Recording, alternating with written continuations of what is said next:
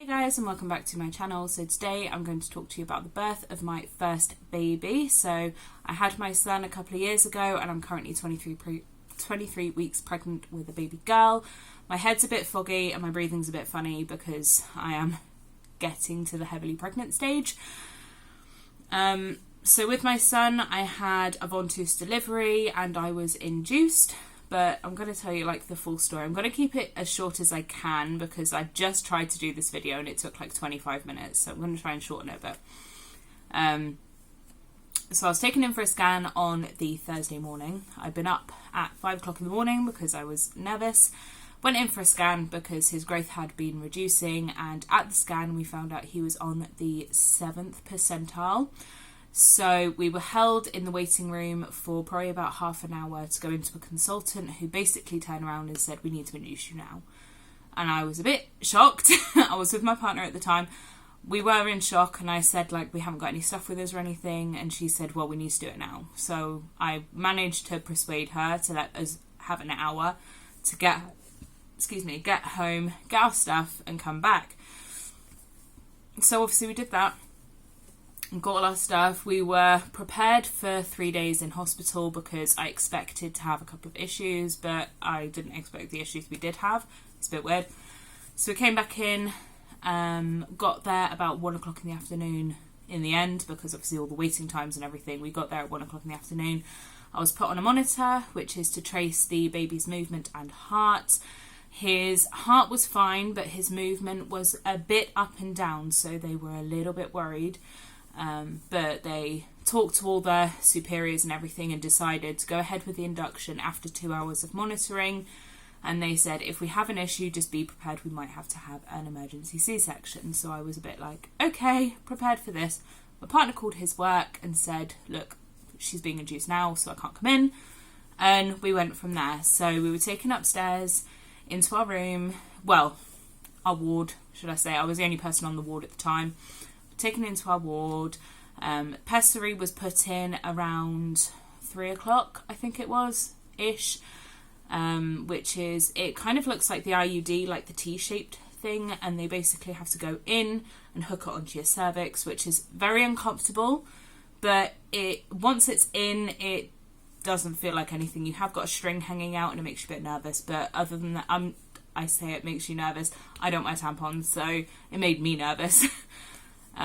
After that, I was told to wait for about 24 hours before anything would start. So got self-settled, everything was fine. Came to 8 o'clock in the afternoon, or in the evening, should I say. My partner had to go home because that was the end of visiting hours. And I started to feel contractions. And I didn't think anything of it because I'd had a couple of weeks of feeling them really regularly. And my cervix hadn't moved down, it hadn't thinned or anything at all when they first checked me. So I had no progression whatsoever at the time. So I thought it's just the same feeling I had before. So I didn't worry. My partner went home, as I said. My parents had come down because they live up in Yorkshire and I live down in Cornwall. They came down because I said, we're being induced now, I need you here, because my mum was my birthing partner. And they'd gone off to be in a hotel nearby, which was fine. It got to about midnight, 1 o'clock in the morning, and the midwife told me to go and sit in the water in a bath because I was moaning because I was uncomfortable and I was disturbing the other girls who had eventually joined. And I was kind of okay, no worries. Got in the water, didn't make any difference, so went back to bed. And the midwife came in and said, explain to me how you feel. And I said, well, it's constant pain, constantly uncomfortable, but it's dipping very slightly as I go. So I only have maybe 10 seconds of it reducing a little bit and then it's bad again. So she put me onto the monitor and it turned out I was a minute apart and she checked me internally and it turned out I was also 4 centimetres. So we kind of had a little bit of a blind panic moment.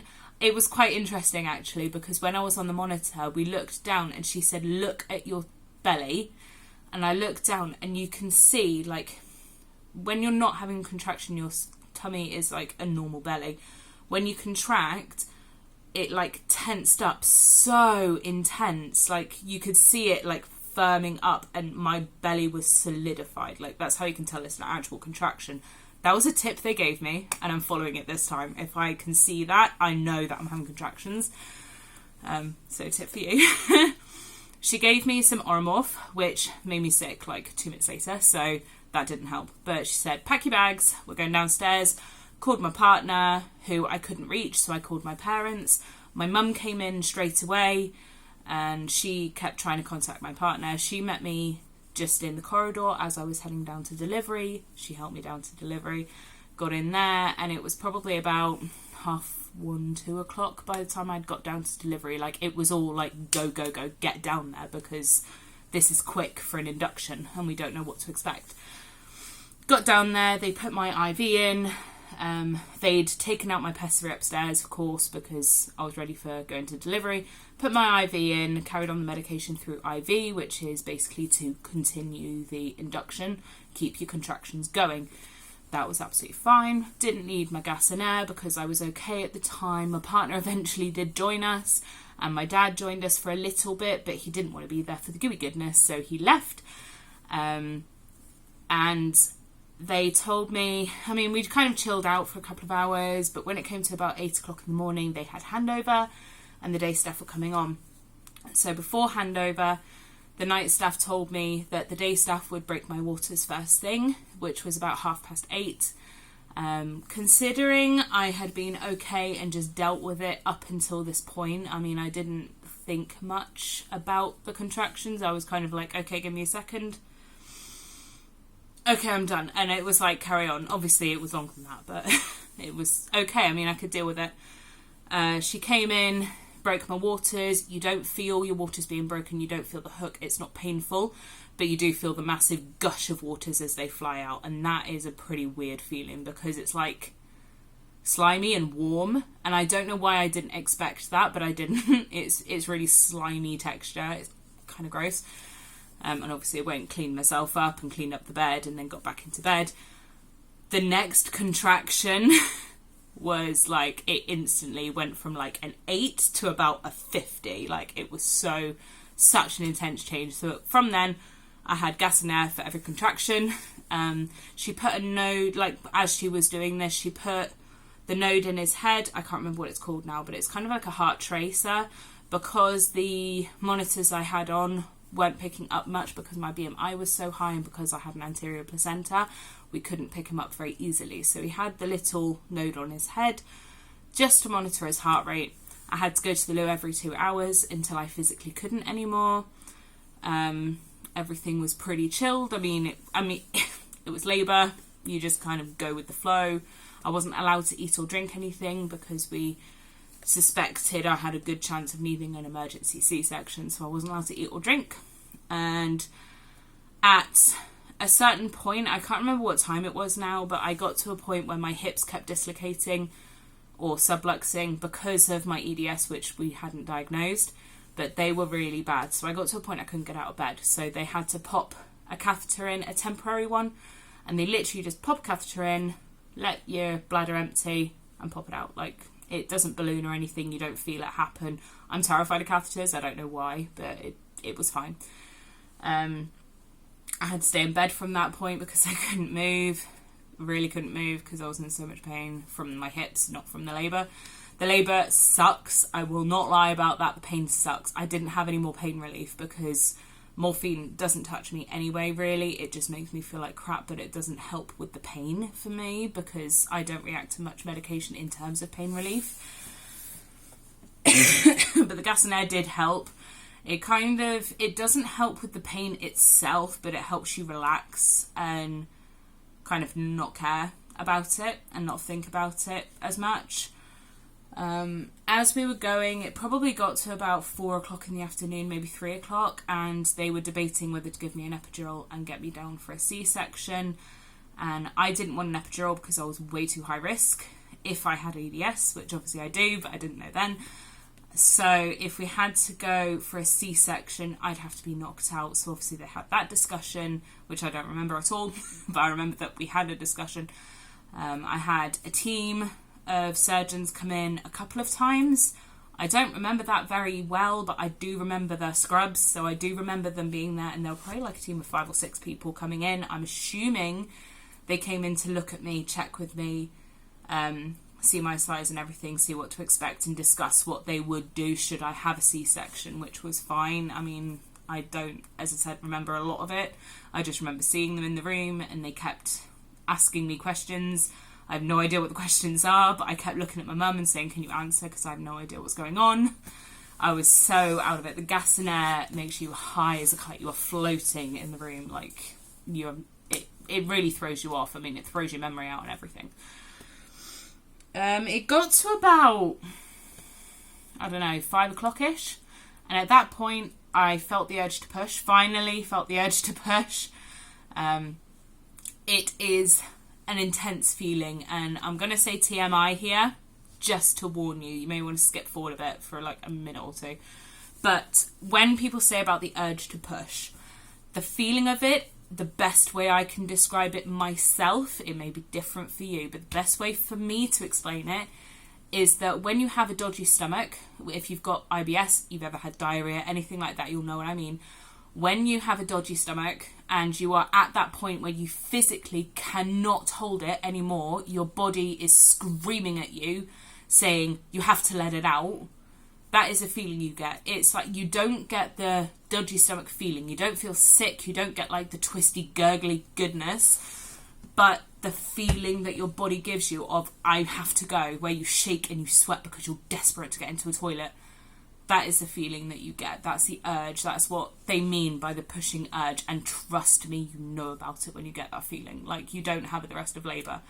They did ask me a few times if I felt the urge to push yet, and I was like, no. Like, should I be? Once I hit that point, because I remembered watching shows about birth, I asked the midwife, mid-contraction, I remember screaming at the top of my lungs, can I push? Because I remember them saying if you push too early, it can suction the baby's head onto the cervix and stops the cervix stretching to let the baby out. So I was a bit scared that that would happen. Now, they told me I was 9.5 centimetres and I couldn't push. I will be blunt. In the entire labour, the entire situation, the entire birth, and after the birth, the worst feeling was not being allowed to push. And it wasn't painful, but it's hard to explain. Like, you are so desperate to, and it's the only time I screamed in labour because I wanted to push. I didn't really scream from the pain. I mean, it was painful, obviously, but I didn't scream. Apparently, I was a silent labourer. Like, I didn't really say much. I kind of held my breath, which isn't good, but I either held my breath where I was pumping on the gas and air, or every now and again I'd kind of do a grunt, but I didn't scream. When I needed to push, I screamed, and I screamed loud, like so loud. I remember everyone talking over me going, hey, it's all right, calm down, like, just breathe, and I just remember screaming at the top of my lungs, like, you can't control it, it's so desperate and you have to let it out. Somehow mine was a scream.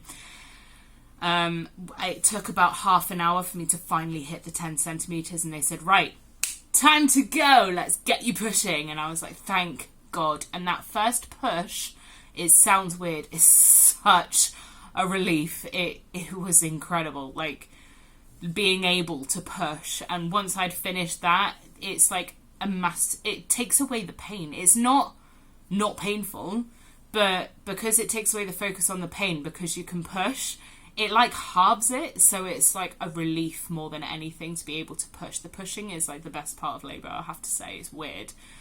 Some people do get the ring of fire, which it was explained to me that if you do that and stretch as far as you physically can, that feeling you get on your lips is what the ring of fire is supposed to feel like. I didn't have that, luckily, because my son was small. But if you have a big baby, that's the feeling. It's horrible, but it won't last. It will just be as the head comes out. Just to say, but I didn't have this. I was obviously pushing. I was pushing for about 40 minutes, and the baby kept rocking. So that basically means that as I was pushing, he was coming down. But whenever my contractions stopped, he was pulling back up a little bit. So I wasn't... It was kind of like he was going down 2 centimetres and back half, down 2, back half. So I was doing double the work. Not double, but like more work. That's quite common, but his heart rate started to drop and I was exhausted and my contractions died out. So originally I was about half a minute apart to a minute apart during labour and contractions, labour and contractions, labour and delivery, and they dropped out to about 5 minutes apart, and this worried them. They phoned ahead to say, get the theatre ready, because they thought I'd need my C-section, and that obviously scared us, but we wanted to try a different method first, so we did a ventouse.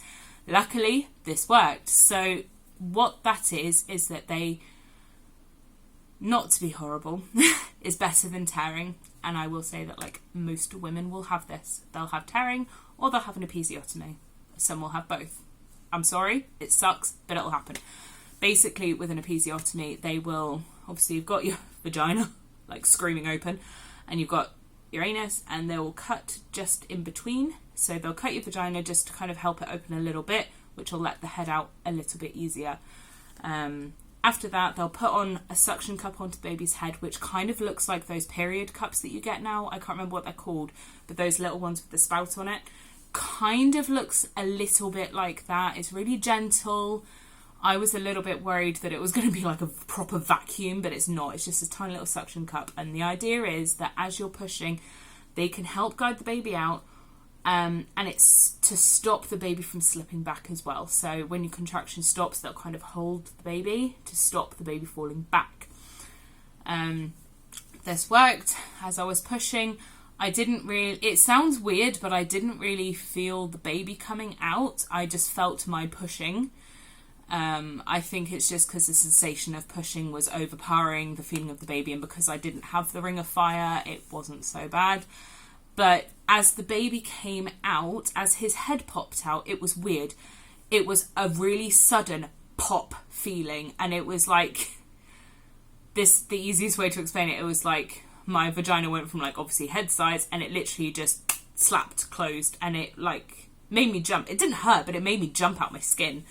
And they were like, right, the head's out, keep pushing. And I was like, my contraction's ending. And they were like, just keep pushing. I ended up dying out the contraction when his head was out. So, oh no, I didn't. That was halfway down his head. Halfway down his head, my contraction died out. So I was like at his nose. So it took 2 contractions to get the head out. But once the head was out, it was like push, and he just slipped out quite happily, came out, popped him straight onto me, skin to skin, of course. He was moving when he came out, but he didn't breathe. And this was kind of like the hard bit. This is the bit where it was like, oh shit, it's hitting the fan. So they put him on me, and he was moving, but he didn't breathe. They were rubbing him down with a towel as vigorously as they physically could. They were shaking him, not vigorously shaking, but they were like rubbing him, moving him, patting him, just trying to get him to react. And he went very rigid, and it sounds really creepy. But when you see The Exorcist, The Exorcism of Emily Rose, when she like does the whole like freaky thingy, when she like freezes up, that's exactly how his body went, and it scared the life out of me. It really did. That was the moment that they looked at each other, went, okay, let's take him for breaths. They took him away, gave him 5 rescue breaths, and we heard the slightest little noise, and he didn't cry, but it was the slightest little noise, and we were like, okay, he's fine. And he was breathing, and he was happy, and they brought him back to me, and I could have a cuddle, and I looked at everyone, and my partner was crying his eyes out, and my mum was giggling like a little girl. It was adorable. And that was the baby out. That was him there, happy, healthy. I had to stay in, well, I say healthy, he was little, he was £5.15 in the end, at 38 weeks and 5 days, which is the 7th or 8th percentile. He was dinky, but he was adorable, and he was absolutely fine. Yeah, so I had to stay in the stirrups for a little bit, like the afterbirth a little bit. I had to stay in the stirrups for a little bit just while they stitched me up. The stitches were painful, which sounds weird because I didn't feel the episiotomy, but I felt the stitches. Stitches were fine. Placenta came out absolutely fine. I did have the injection in the leg, and it was just next contraction. Placenta was out. Didn't really feel it or anything. It just had a big blob of jelly come out of me, which felt gross, but it didn't hurt. It was fine. Stitched me up. Once I was ready, they let me sit up, and they brought me my toothbrush to brush my teeth because gas and air is awful for furry mouth. and they brought me a slice of toast so I could have a little bit to eat, because obviously I hadn't eaten for over 24 hours by this point. My dad came in, had a cuddle with the baby, and everything was kind of chill. I wasn't allowed to stand up until a midwife was there with me, so please, for the love of God, do not try to stand up after you've given birth without a midwife with you, because they're trained to handle you. Partners is not a good idea. I would have preferred my partner, because my BMI was so high, I kind of felt guilty asking a midwife to help me, but she didn't really help me much. It's more like be there for support, and if you get faint, they can guide you back onto the bed, which is very common after birth, because your body is shot after you've had a baby. It is exhausted, of course, as you'd expect. But that's the basic gist of my birth story. So, yeah, I mean, I had a baby, and I'm proud of that. I didn't have medication. I'm not saying there's anything wrong with medication. I had the morphine, but it made me ill. Morphine doesn't touch me, but it was kind of like she threw it down me because it's an automatic thing, and I took it because it's an automatic, I'll just do what the doctor says, which was my rule, was do what you're told. Didn't have any other medication. Had I had the option to have an epidural, I probably would, and again this time I can't, but if I had the option I would, because it sucks. But just kind of take it from me, I mean, it sucks being labour, it sucks being in pain, but you will have this feeling that you can handle it. It sounds weird, but during labour, it's not the same as like if you break your leg. It hurts just as much, if not 100 times worse. But it's not the same. It's, you know, it's for a reason. So you make yourself cope with it. Your body builds up for it. Your body is prepared to do it. I mean, it's a natural thing. It sucks. It's horrible. I'm not going to lie about that. It's a horrible thing. It's labour. But because you know that it's for a good reason, you know what's going on, your body knows what's going on, and you need to trust it. So it's not as terrible as if you had that pain and it wasn't labour. If you didn't know you were having a baby, my God, I can't even process how much you'd be terrified. You'd probably pass out with fear. But it's not, it's different. It really is, and you can't explain it to anyone. You really can't. I didn't have that whole, like, instantly look at my baby and, oh my God, the heavens have opened and everything is beautiful and amazing with the world. I didn't have that. I was too exhausted to have that, but it was like, yay, I have my baby, he's out of me, time to go sleep, which I didn't sleep for like 2 more days. But, you know, that's my birth story anyway. So I hope this helps some of you kind of have an idea of what's going on. If you do have any questions, then just let me know and I'll do another video. I can do a Q&A if you need me to. I mean, I know I don't have many subscribers yet, but maybe later on in the future when I do have more subscribers, more people may see this video, I hope. But yeah, any questions you have, just